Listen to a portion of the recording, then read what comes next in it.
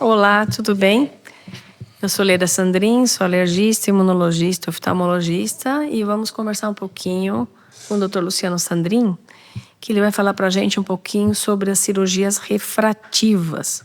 Então, o Dr. Luciano Sandrin é oftalmologista, especialista em segmento anterior e córnea. E um monte de gente, acho que já desejou se livrar dos óculos, né? Para quem usa óculos em idade assim, quer fazer um esporte, transpira, vai levantar uma panela que está cozinhando, aquilo embaça tudo, muda a temperatura no banheiro no dia frio e quente, embaça, de vez em quando esquece o óculos, de vez em quando alguém pisa no óculos. Então, vamos começar falando assim, o que é uma cirurgia refrativa? Como que funciona isso? Ou tem mais de um tipo? Como que é isso? Como que eu posso deixar de usar óculos com uma cirurgia? Quais são as cirurgias que eu tenho para fazer isso? Depende, cada caso é um caso, mas a gente pode separar, inclusive de uma maneira um pouquinho didática, por faixas etárias. Dos 18 aos 21, alguns casos de hipermetropia dá para se fazer. A partir dos 21 anos de idade, com o grau estável mais de 12 meses, dá para se fazer o laser, que é um tipo de cirurgia refrativa. Nessas cirurgias de superfície de córnea, temos o PRK, depois na intimidade da córnea, temos o LASIK e temos também o SMILE, que é uma técnica onde que se tira uma lamelazinha intraestromal para corrigir o grau. Então, o laser dá para ser usado dos 18, principalmente a partir dos 21 anos, em córneas que permite isso, porque o laser nada mais é do que um torno, ele remove tecido. Se o paciente tem uma córneazinha fina, não dá para fazer isso. O laser também tem uma capacidade, vai até 10 graus, 9, 10 graus em alguns casos. Acima disso, a gente não é interessante pensar no laser, a não ser que faça uma correção parcial. Por incrível que pareça, é muito interessante. Em vez da pessoa estar usando 1 grau, usando 10 graus, e quem tem 10 graus não tem visão nem de perto, nem longe, nem perto. Se você deixa essa pessoa com 2, 3 graus de miopia, essa pessoa fica muito feliz. Tira o astigmatismo e deixa com um pouquinho de miopia, usa uma lente de contato, um óculosinho leve, tu muda a pessoa. Mas, enfim, então, cada caso é um caso. Depois dos 58, 59 anos, a gente já prefere fazer a cirurgia refrativa não em plano corneano, mas em plano cristaliniano. São os implantes de lentes intraoculares. E nessas faixas, onde que a pessoa é jovem, está longe dos 50, dos 60 anos, tem lentes de câmara anterior e de câmara posterior, lentes intraoculares sem mexer no cristalino. Tem as lentes de artesã, que elas são fixas na íris, e as lentes chamadas ICLs, né? Que elas se apoiam no sulco ciliar, elas ficam na frente do cristalino. E esses casos já são reservados mais para aquelas miopias elevadas. Então, depende, cada caso é um caso.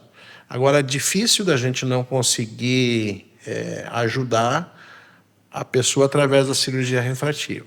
Você pode estar mexendo ali na parte superior ou na parte corneana, que é com que a gente, acho que são as mais frequentes, né? Que são as cirurgias que a gente chama de LASIK, PRK. De uma maneira didática, a gente pode dizer assim, o olho humano tem 2 lentes. Ou a gente mexendo na córnea ou no cristalino, a gente mexe no grau. Então, a gente pode mexer na córnea ou no cristalino, ou não mexer nem em córnea, nem em cristalino, mas colocando uma lente para dentro do olho. Certo. Basicamente é isso, não foge disso. E como que funciona assim? O paciente, por exemplo, vamos falar um pouquinho dessas cirurgias, então, que usam laser, que são as mais frequentes na idade jovem, né? Essas cirurgias, como que funciona? O laser, ele é aplicado, você explicou, em 2 formatos, né? Você pode aplicar esse laser diretamente, ele fazer um flap, que vai ser então o LASIK, ou você faz a desepitelização, que é o PRK. Então, como que funciona isso? Como que é a recuperação do paciente? Qual que é o resultado esperado? Em termos de córnea, pensando em laser, a gente tem basicamente duas modalidades de abordar a córnea, ou na superfície, através do PRK, que eu particularmente reservo essa técnica em situações muito pontuais. O PRK dá dor no pós-operatório, ninguém está afim de sentir dor. E o PRK dá uma recuperação visual prolongada, 3 a 4 semanas de visão embaçada. Eu acredito que mais de 95%, com certeza mais de 95% dos meus pacientes fazem LASIK. E o LASIK ele tem uma curva de aprendizado para o cirurgião muito maior, tem um investimento em tecnologia maior, exige muito mais do cirurgião, mas o pós-operatório, uma vez dominado essa curva de aprendizado, o pós-operatório do LASIK é infinitamente mais tranquilo do que o pós-operatório do PRK. O paciente opera na sexta-feira de manhã 6, 8 graus e sexta-noite está vendo filme legendado. Isso aí é uma coisa, não tem como o paciente não se emocionar. A cirurgia do LASIK é uma cirurgia muito gratificante. E o paciente não sente dor, ele pode sentir um pouquinho de sensibilidade à claridade, pode sentir uma sensação de corpo estranho, de areia no olho, mas que geralmente dura 3, 4 horas depois da cirurgia. Então, o LASIK tem uma recuperação muito, muito rápida. Parece assim um passe de mágica para o paciente, né? Deve ser, né? A cirurgia do LASIK geralmente demora, nas minhas mãos, de 5 a 7 minutos cada olho. E a gente faz, é a única cirurgia que a maior parte dos protocolos internacionais liberam a bilateralidade. A gente faz o olho direito, tudo certinho, se faz o olho esquerdo. Diferente, por exemplo, de uma cirurgia de catarata, onde que são poucos os médicos que se arriscam a fazer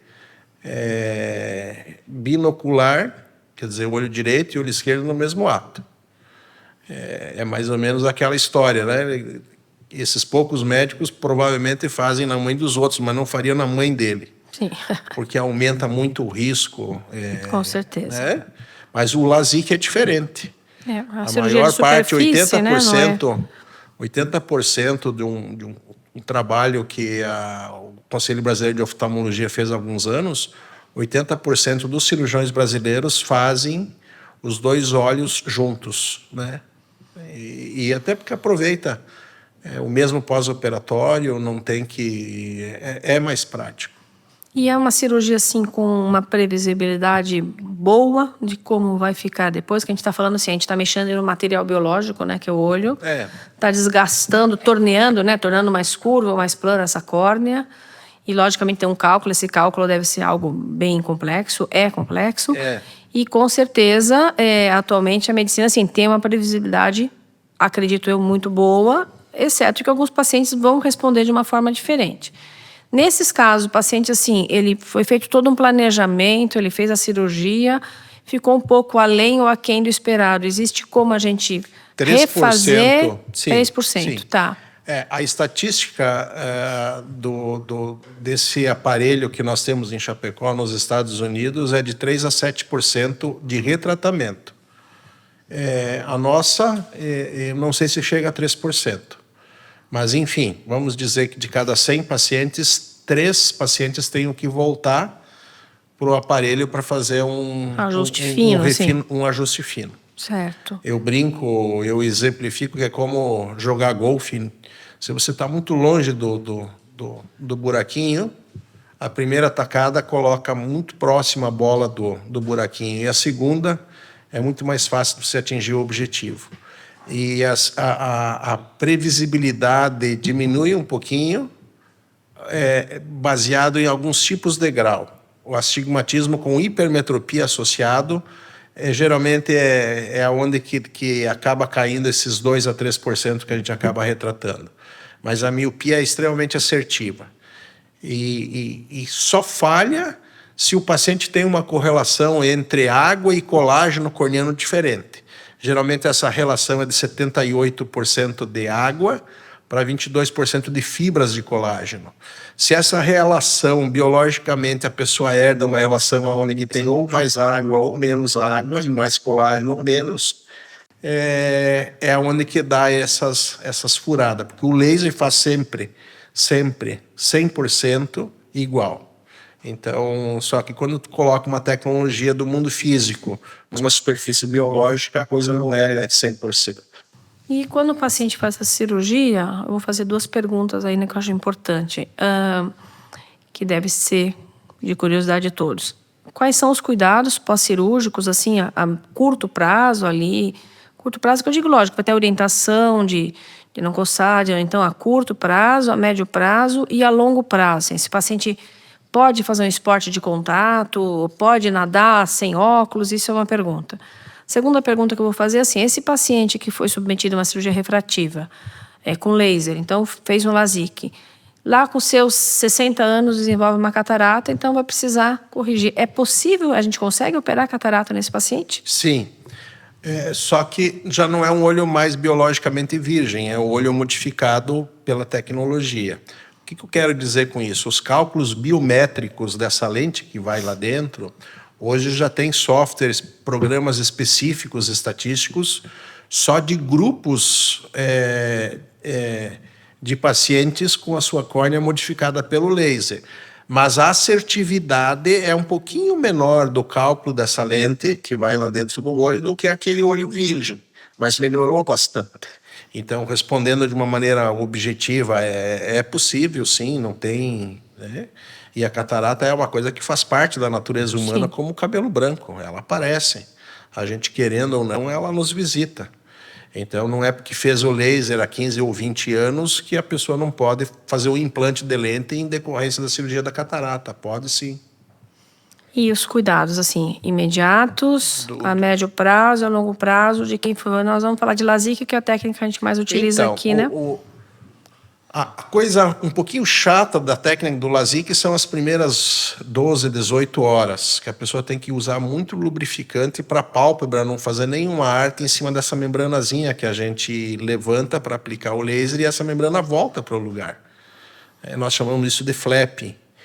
Mas essa membrana ela não é dado ponto, não tem cola nenhuma para ela se autoadere. A natureza se encarrega.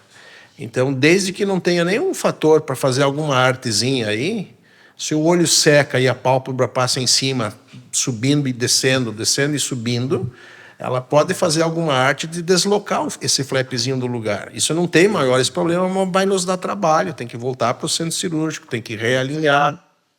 Isso no dia seguinte. Então, a gente pede sempre para o paciente que faz a cirurgia de LASIK usar muito lubrificante nos olhos, inclusive de noite, à meia-noite, às 3, às 6 da manhã, eles deixam o despertador ligado e pingam uma gotinha ou 2 de lubrificante em cada olho. Essa é a parte mais chata. E é no primeiro dia, isso, né? Isso, geralmente a nossa rotina é de sexta. A gente opera a sexta de manhã e à tarde. Final do dia eu dou uma olhada nesse pessoal, uma olhadinha super rápida. E no sábado de manhã também. E depois eles são convidados a voltar, a não ser que não seja de Chapecó. Mas se o paciente mora em Chapecó, ele volta na segunda-feira, depois 30 dias, depois 6 meses, depois de ano em ano. E como todos são muito orientados a não coçar os olhos, principalmente depois do laser, porque se a córnea era delicada antes, depois do laser ficou mais fina, mais delicada. Então, o paciente tem essa obrigação de não coçar, de se responsabilizar por não coçar o olho e de fazer o acompanhamento conforme o planejado. Fazer os exames nas datas corretas, para ter um pós-operatório tranquilo e seguro, inclusive a longo prazo. Atividades pode fazer quase tudo na semana seguinte, exceto mergulhar. Você falou antes aí de natação, alguma coisa assim. A gente pede para o pessoal que faz cirurgia de superfície ocular ficar 30 dias sem... Se for para a piscina, não pode mergulhar, não pode entrar água no olho. Basicamente isso. O resto, até academia de uma musculação, evitar algum impacto maior assim, ou esfregar o olho. Isso não pode, né? Esses primeiros 2, 3 dias é mandatório que a pálpebra deslize suavemente sobre o olho sem nenhuma força externa. E a longo prazo, vida normal, né? Sim, Vida Após normal. 30 dias, normal. Para você que realiza esses procedimentos, quantos olhos você já operou no total, aproximadamente? Eu acho que passa de 15 mil olhos. Passa de 15 mil olhos, né? Que recado você dá, assim, para as pessoas que pensam em fazer a cirurgia, do que você recebe, né? Desses pacientes que voltam para você, assim, fez a cirurgia, volta e viram resultados. Você tem um recado para dar sobre isso? Assim, como que as pessoas ficam? Pelo resultado rápido que essa cirurgia dá nesses pacientes pré-selecionados, eu diria que é uma satisfação imensa por nossa parte de ver esse pessoal no sábado de manhã. E pelo feedback que eles nos trazem. Mas eles ficam muito felizes. Eles não escondem, tem uns que se emocionam, acabam chorando. Por quê? Porque o resultado é muito rápido. É diferente se ele recupera a visão ao longo dos dias. Uma pessoa que tem 6, 7 graus, ele tem, vamos dizer que seja 6 graus, ele tem a distância focal a 5 centímetros do olho. Isso Sabe aqui, o que é? Isso aqui. Ele não consegue ver o relógio no lado da cama, né? O rádio-relógio ele não consegue ver. E aí, da noite, do dia para a noite, Acorda bem no relógio. acorda e está enxergando tudo, não tem como não se emocionar. É uma cirurgia muito gratificante, mas desde quando bem efetuada e quando bem triada. Tem pacientes que não dá. Não dá por quê? Porque a córnea não nos oferece essa segurança. Aí tem que fazer a abordagem em outro setor, que nós tínhamos comentado anteriormente. Sim. Que a gente tem 2 atores nisso, né? Então, tem aqui, no lado, o médico que vai selecionar o olho que tem, né, possibilidade, porque alguns, infelizmente, não tem, né? Vai selecionar também aquele paciente que não tem uma outra patologia ocular que possa atrapalhar, tipo assim, um paciente tem um ceratocone, não vai poder fazer, ok, nesse primeiro momento. Mas a gente tem em contrapartida, e isso é bem explicado, eu acho, para o paciente, né, a parte do paciente. Então, não coçar os olhos. 2, talvez usar um lubrificante, né, porque às vezes o olho fica um pouquinho mais ressecado. E 3, ter o segmento, né, porque muitas vezes esse paciente precisa de alguns exames, né, para ver, porque em alguns casos ele pode ter algumas alterações que são previsíveis, são tratáveis, mas que a gente não consegue resolver se o paciente não seguir. Acho que é isso que é bem importante, né? Se tiver esse equilíbrio e se tiver, assim, um paciente que é aquele olho ideal, que são vários, na verdade, né? É uma cirurgia que eu acho que deve dar, assim, para o paciente e para o médico, né? Para o cirurgião, um retorno, assim, de positivo muito bom, né? Uma satisfação muito Satisfação bem grande, né? Isso aí, muito obrigada. grande. Ok.